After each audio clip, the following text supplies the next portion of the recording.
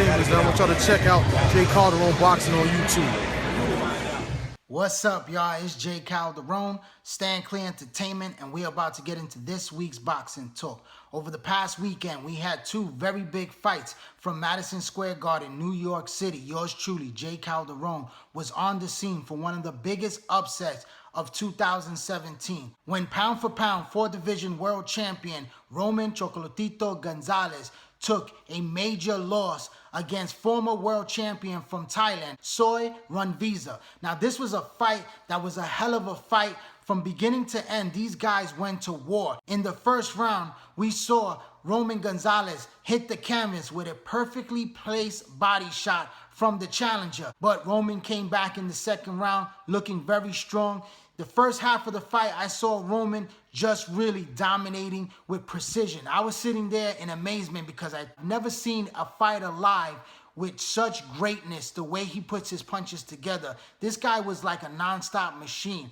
And the fight was a very good fight. I saw Rungvisai as a very big, strong fighter in there with some heavy shots. He was landing some big, hard shots. And a lot of people were saying that he was landing shots on the gloves and everything. That's not necessarily true. This guy was landing some very good body work. He was a pressure fighter that was bringing it to Roman Gonzalez. But Gonzalez was coming back with some beautiful counters and landing some clean shots on the challenger. Now, when the fight was over, and I heard the scorecards, and it was very close scorecards, the decision was a heartbreaking decision because I felt like it was a total robbery. A lot of people were very upset with this. I was very upset with this decision. I thought it was the robbery of the year of 2017, but I've watched this fight now, and I reviewed this fight carefully, and I gotta say, my guy lost. I gotta say, Roman Chocolatito Gonzalez took his first loss in this fight.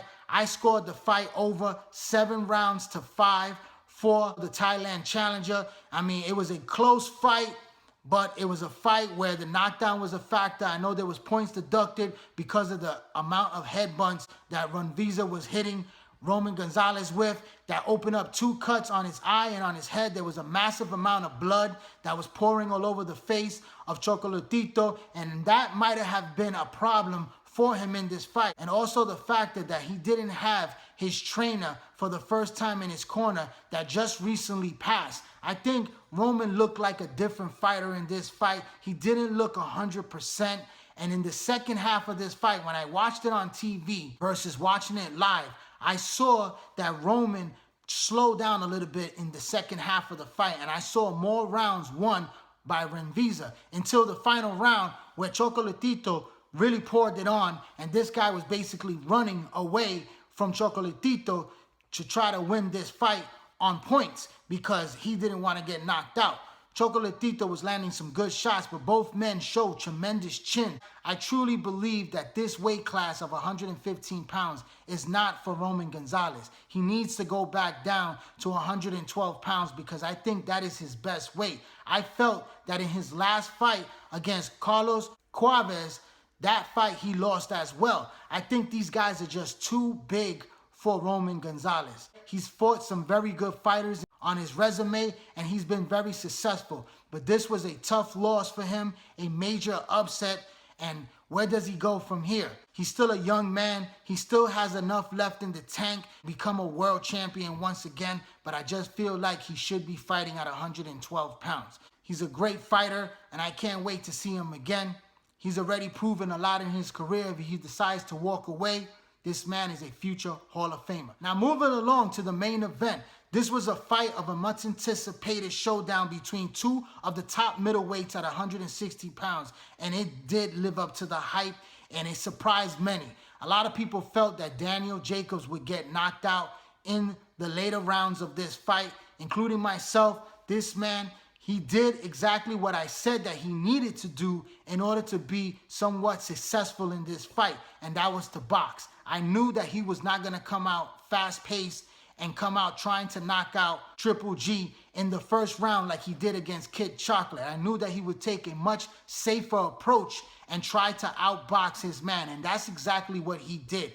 The first 2 rounds were very slow, not a lot of action. I scored the first round for Triple G because based on the jab, you can't say Jacobs really won that first round because he didn't really do anything in that first round, but just move and try to deflect punches from Triple G. And the only thing that really scored for Triple G was an effective jab that was snapping the head back of Daniel Jacobs. And I gotta tell you, I was very impressed throughout the whole entire fight with Triple G's jab.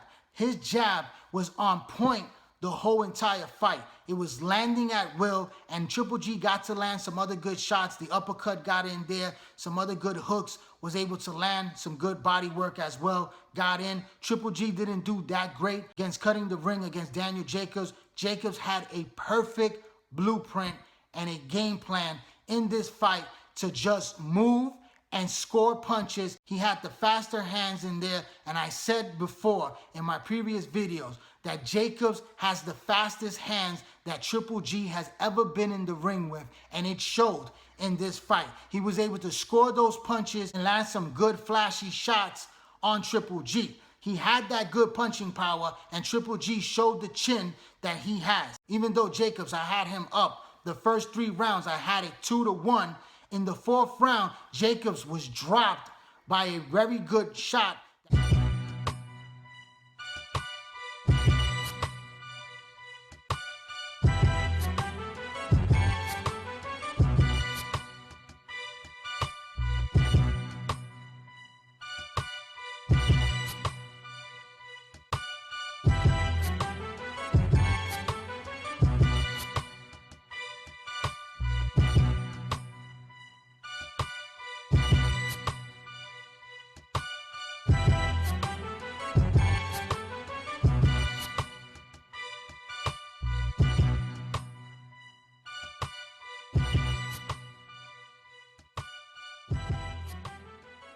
It was a flash knockdown. Jacobs wasn't really hurt. He came back, he looked very strong, and he continued to box beautifully throughout this fight. Great game plan, tremendous heart to the end, and that championship spirit. But Gennady Golovkin, I felt, landed the more accurate punches, the more cleaner shots. He did miss quite a few shots in this fight because Jacobs showed some very good defense. He was laying on the ropes quite a few times too often, and that may have persuaded the judges to go in favor of Triple G because Triple G was able to trap him on the ropes and in the corners several times. But Jacobs did very well. The boxing was great. It was excellent. He showed a very good jab as well. The hand speed, a lot of good body work as well, to his credit. But I just felt like he didn't take it to the champion. And a lot of people are going to argue and say that you have to beat the champion up in order to win the title. That's not necessarily true. He showed a great boxing display, but it wasn't enough.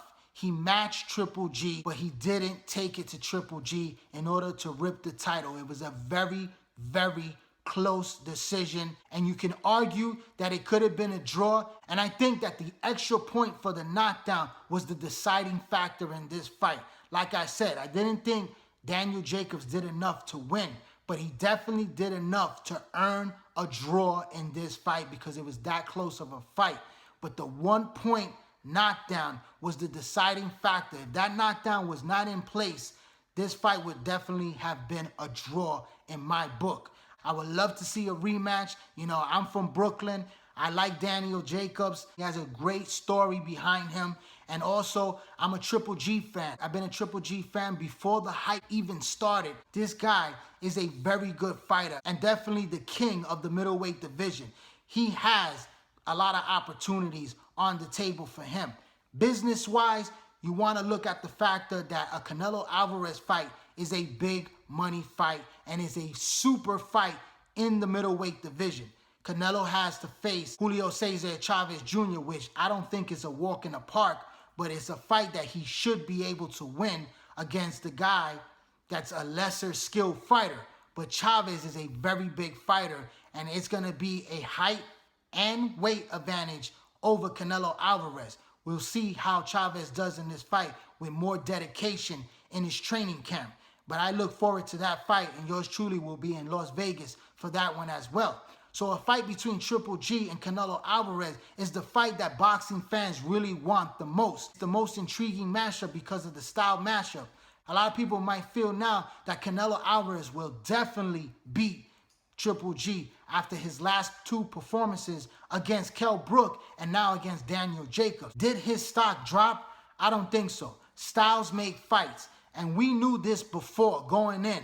This was not a blueprint that Daniel Jacobs created for the boxing world to see. We know that a smaller fighter like Floyd Mayweather, who is a master boxer and a great defensive fighter, would beat Triple G. A guy like Andre Ward, who is a much bigger fighter than Daniel Jacobs and Triple G, will definitely outbox Triple G. This is why this fight was not made. I'm going to be honest. I know that Andre Ward would beat a guy like Triple G. Always have. I've never said that Triple G would beat Andre Ward. I said that I will be rooting for Triple G over Andre Ward. But let's be realistic. Andre Ward is a very technical fighter with good hand speed, good defense, and he can take a punch. We saw when he got dropped by Kovalev that he was able to come back and maintain. Now, I do believe that Kovalev won that fight as well, but I also believe he won that fight because of the 1-point knockdown. It was that close of a fight for that fight right there between those two. And I think that a rematch, Andre Ward is such a smart fighter that he will do better in the rematch and beat a guy like Kovalev. So I believe that the size advantage that Ward has over Triple G will definitely beat Triple G quite easily if they ever fought. And this is the reason why Triple G tried to get Ward to come down to 164 to fight him, to try to get some type of advantage against the bigger fighter. And the style that Daniel Jacobs brought to the ring of boxing and showing good defense with quick hand speed was a key factor to show that Triple G is not unhuman. This guy can be outboxed. And most punchers that are stalkers can get outboxed with a guy that has talent with speed and also movement to really offset what the puncher is trying to do. Triple G also has another option against another good boxer, against Billy Joe Saunders, who holds the WBO middleweight title. They're saying that that fight is possible for the month of June in the home country of Triple G. That's a fight that I'm quite interested in because I believe that Billy Joe Saunders has those boxing skills. He's not as fast as Jacobs, but he has a very good chin. He's a tough fighter, and he has movement, and he has skills to really give Triple G perhaps another fight where people are going to question him and feel that he's not that great. Triple G is really a good fighter. I believe he's a future Hall of Famer, and I believe that he could beat a guy like Billy Joe Saunders. But I believe it won't be a walk in the park. A lot of people don't give Billy Joe Saunders a lot of respect. This guy is a good fighter. So we have to wait and see what is in store.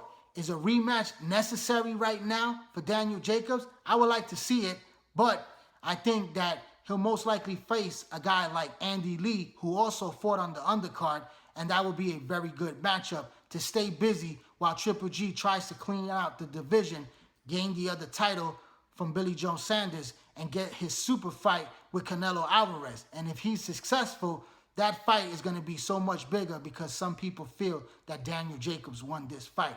But I had Triple G winning with a score of 114 to 113. Very close margin.